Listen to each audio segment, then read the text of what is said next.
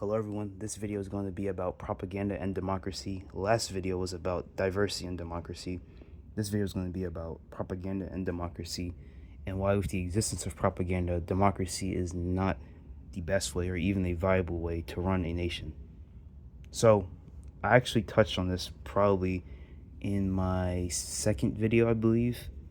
In my second video, which has to do with I think this democracy, flaws in the democratic system or something like that.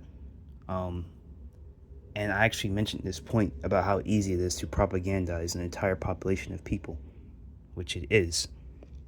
So now I'm going to explain the dangers of propaganda and how, in a world with it, democracy can be subverted. In the most, I guess, blunt way possible, the average person is not that intelligent. And this is not to sound as if I'm better than the average person, because I have things I know that I fall for that maybe I shouldn't. Things are just nonsense that I fall into. And everyone has their own stuff that they fall into that they shouldn't.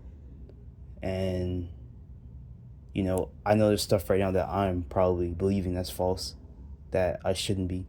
So this isn't to sound better than the average person. It's more so to recognize, all of our faults and to plan for a better society so that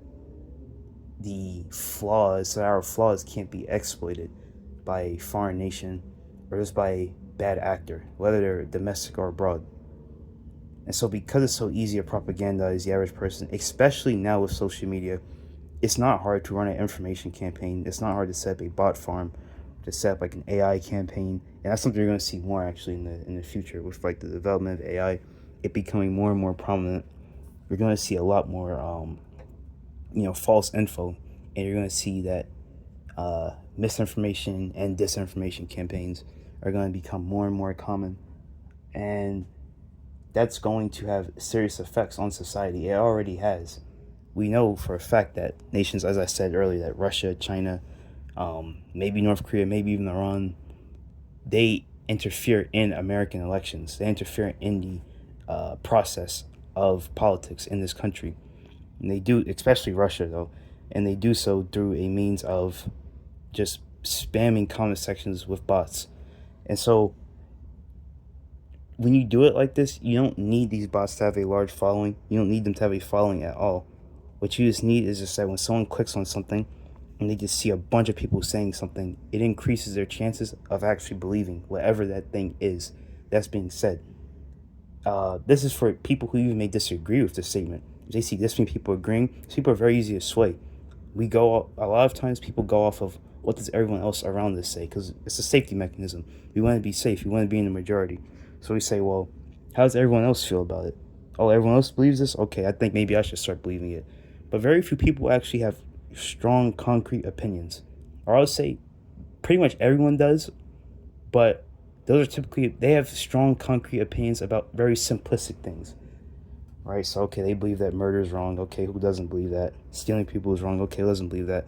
But as we get away from those base core values, their beliefs becomes more and more malleable, becomes more and more porous and easy to change and manipulate. It's not as concrete as just the base values of a person. And I believe that anyone can develop base hardline values that they aren't willing to compromise on so easily. But it takes a lot of mental asceticism to accomplish, in which most people just are not going to dedicate their time to that. They simply aren't. And that's unfortunate, but that's just the truth of the world. You start questioning people on certain things, you'll notice how complacent they are in their train of thought. They don't really want to, potentially challenge themselves or to think better or to say, maybe I should, analyze whether this thing I'm doing is right or wrong. They're not going to do that. And so once you understand this is the nature of all people, but especially the majority, I believe there's only a few people. There's a certain minority of humanity that actually can be real with themselves and to really sit and question, and they're inquisitive and they're willing to explore mentally, like, well, what am I doing, whatever I'm doing, am I doing it right? Because it's one thing to have someone come to you and tell you, I think you should do this better. And it's another thing to just have that as a quality of your own, where you're constantly analyzing yourself and wondering, am I doing what needs to be done? That's a very rare trait, and it's a beautiful trait. I think everyone should work to develop it, and I'm trying to work to develop it further within myself. But once you realize that this is such a fundamental aspect of the human nature, you start to realize that it's not hard to galvanize sections of the population into feeling a certain way that can maybe get them to voting in a candidate that isn't in their best interests, right?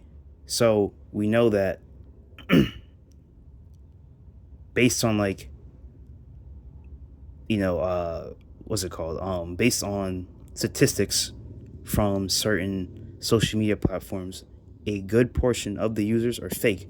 They're bots, and they're put there to spread a certain political agenda. It could be a racial agenda. It could be a political / ideological agenda to get you to support a certain candidate or a certain party or anything. You know, I mean, advertisers do this. Companies do this, right? Whenever you see like advertisements, that's just propaganda. It's not necessarily bad.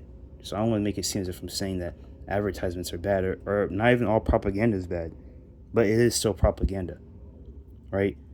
And once you realize that this is something that can be done on a mass scale, maybe every time there's an election come up, it doesn't matter, sure.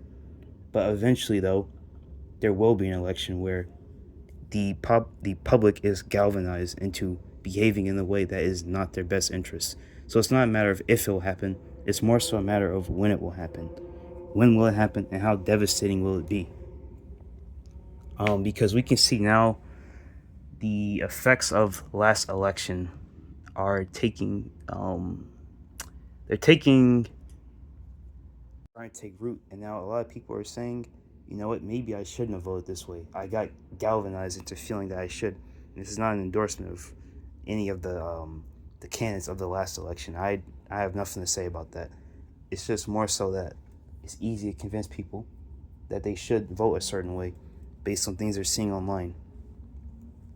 I would say that there's no real way to counter these disinformation campaigns. You can put in certain restrictions to make it less likely that bots can make accounts and other things to like clean up social media websites, but there's nothing that can really be done without severely limiting people's internet access and freedom of speech.